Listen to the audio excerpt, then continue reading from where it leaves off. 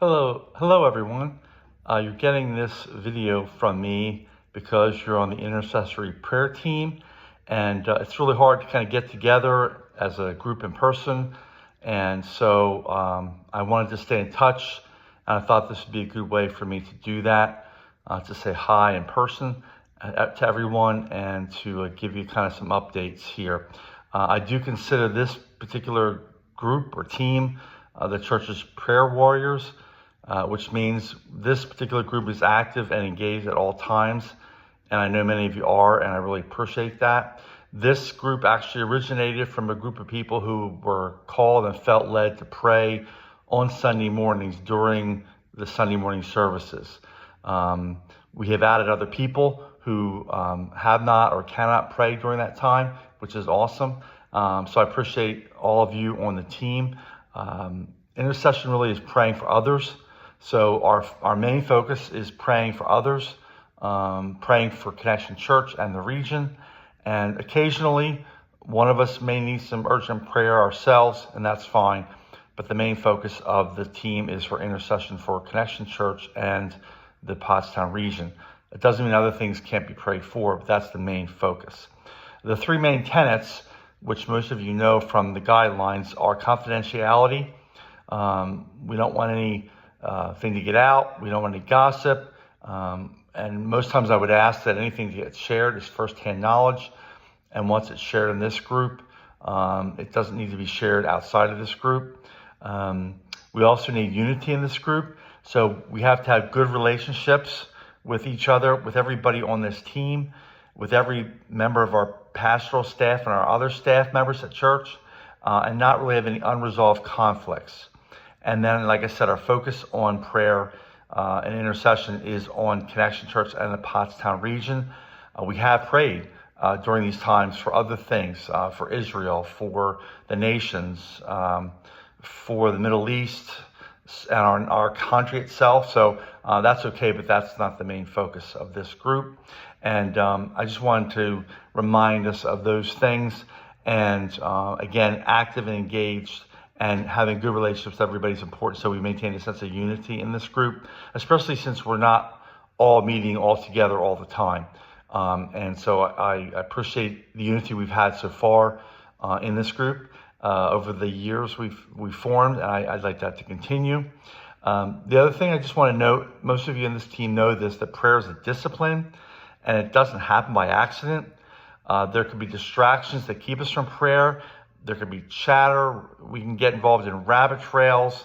We can get into extensive personal ministry during our prayer times. And so there's a lot of things that can keep us from actually spending the time together in prayer, and instead focus on other things or get into conversation that gets extended. And then we find out that half of our prayer time has been expended in just having conversations.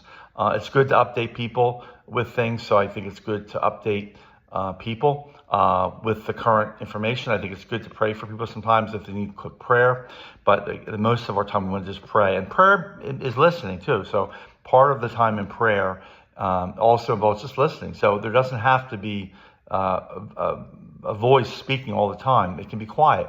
And also in some sessions I have, and you can put on some worshipful instrumental music, that if that helps you in prayer, that's perfectly fine. And I've done that many times before. And then, we just have to remember, like, the enemy, he's limited in power. We have power over him, but he fights prayer. The last thing he wants to see in a church is a time of prayer, people praying, and then to be unified in prayer. If he can't stop them from praying, he'll try to divide them and get them all at odds with one another, which we don't want. So just be aware the enemy fights us. So don't be surprised when these things come up and try to distract us from praying and from getting us to doing other things or getting us upset. That's just the way his tactic works. Now, once in a while, there are circumstances that happen in life where maybe this just isn't a good season for you for no particular reason, although a reason you might know.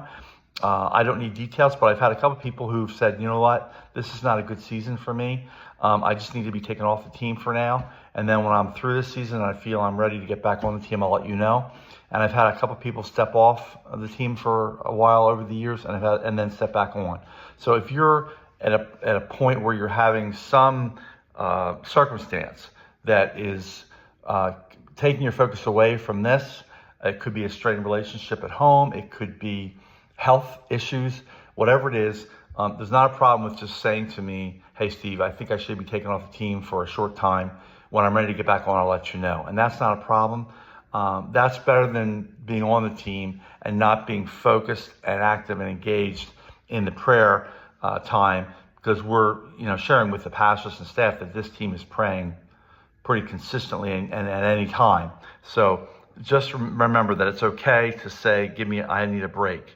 And that's okay. We do have a prayer partner group. Some of you are in that, which, like, for some that's better because it comes out once a week. You're praying a list and you're not getting constant texts and more actively engaged in the prayer from day to day.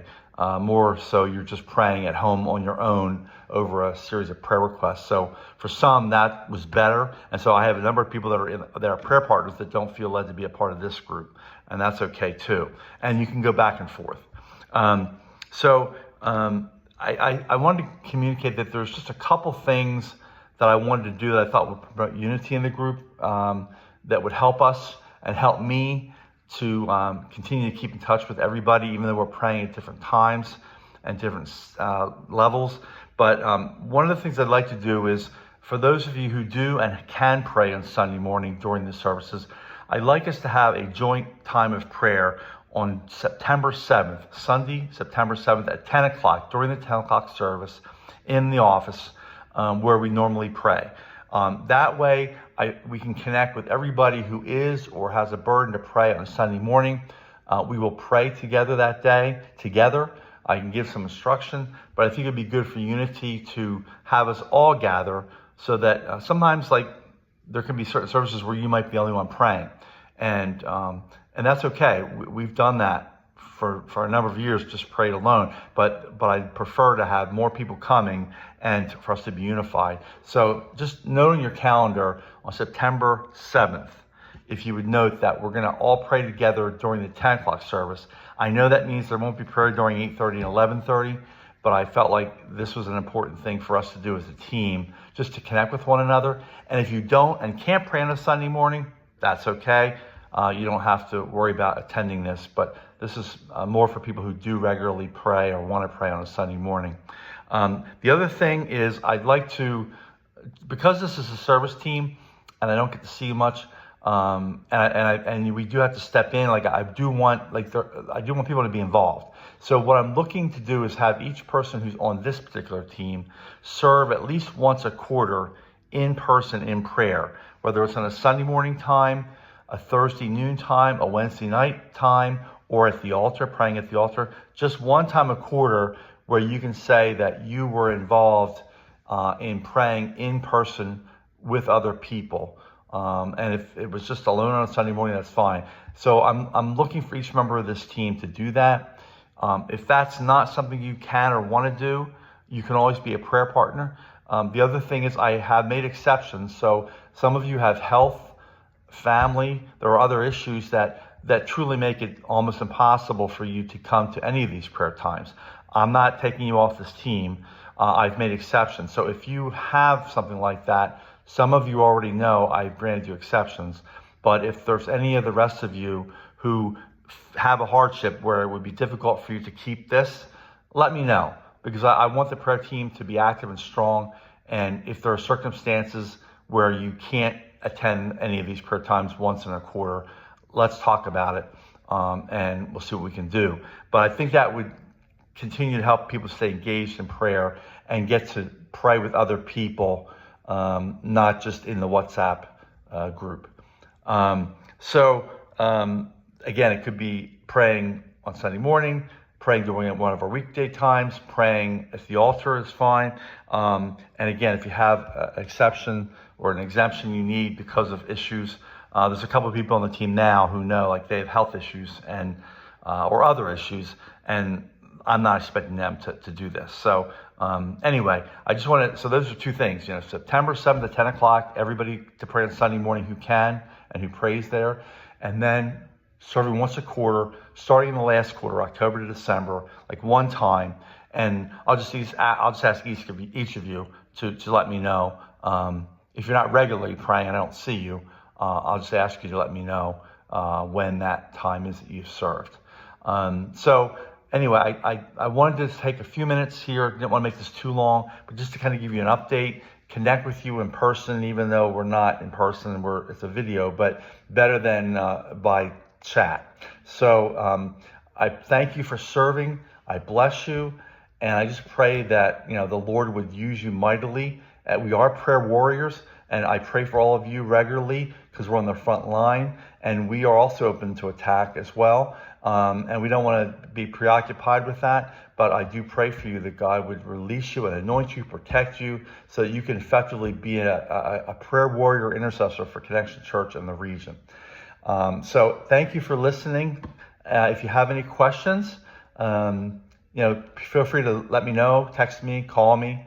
And again, so that just to confirm, I do have a backup. So anytime I'm not available, you can't reach me. And many times when I'm not around, Diane Slough is my backup. So feel free to connect with her if you can't get to me for direction. So again, thank you very much for listening. Have a blessed day, and we'll see you soon. Bye.